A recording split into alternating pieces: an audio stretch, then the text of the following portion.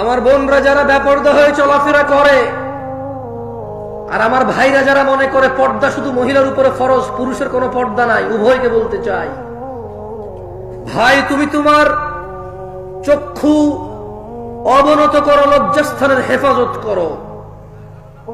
বোন তোমাকে বলতে চাই, তুমি তোমার সৌন্দর্য গোপন করো, লজ্জাস্থানের হেফাজত করো। সেদিন ছেলে সন্তান, বাপ মা, ভাই বোন, জ্ঞাতি গোষ্ঠী, পুরো পৃথিবীর কোনো কিছু দিয়ে মুক্তি পাওয়া যাবে না। কেন? কারণ আল্লাহ বলবেন কাল্লা, কখনো নয়, ইন্নাহা লাযা, নিশ্চয় এটা লেলিহান অগ্নি, নাজ্জাআতাল লিশ-শাওয়া, যা মাথার চামড়া খসিয়ে দেবে, তাদউ মান আদবারা ওয়া তাওয়াল্লা, জাহান্নাম ওদেরকে ডাকবে, ওকে ডাকবে। মান আদবারা ওয়া তাওয়াল্লা, যে পৃষ্ঠ প্রদর্শন করেছিল এবং মুখ ফিরিয়ে নিয়েছিল। মুয়াজ্জিন বলেছিল হাইয়া আলাস সালাহ, নামাজে আসো, সে ভ্রুক্ষেপ করেনি, সে আসেনি।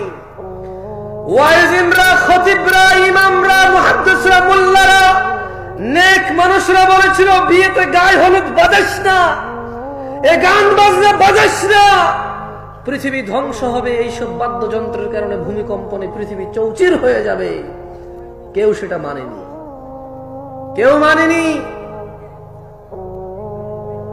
জিনা, ব্যভিচার, নেশা এমন এক রোগে পরিণত হয়েছে, 3 বেলা ভাতের চাইতেও সহজ। মানুষ ভাত না খেয়ে একদিন থাকতে রাজি আছে, রোজা রাখবে, সিগারেট ছাড়তে রাজি নাই একদিনের জন্য। ইফতারের পরের খাদ্যটা তার সিগারেট হয়। তাদউ, জাহান্নাম ডাকবে। মান আদবারা ওয়া তাওয়াল্লা, যে মুখ ফিরিয়ে নিয়েছে এবং পৃষ্ঠ প্রদর্শন করেছিল তাকে।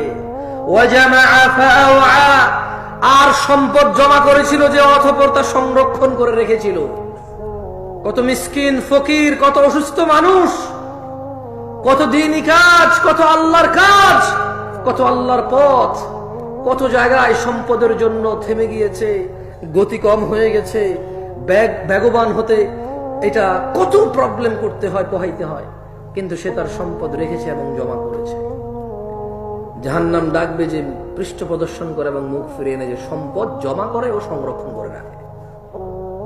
আল্লাহ আমাদেরকে বুঝার তৌফিক দান করুন। আমি যদি মোহনপুরের মানুষকে বলি, আসমান থেকে বৃষ্টি বর্ষণ করে কে?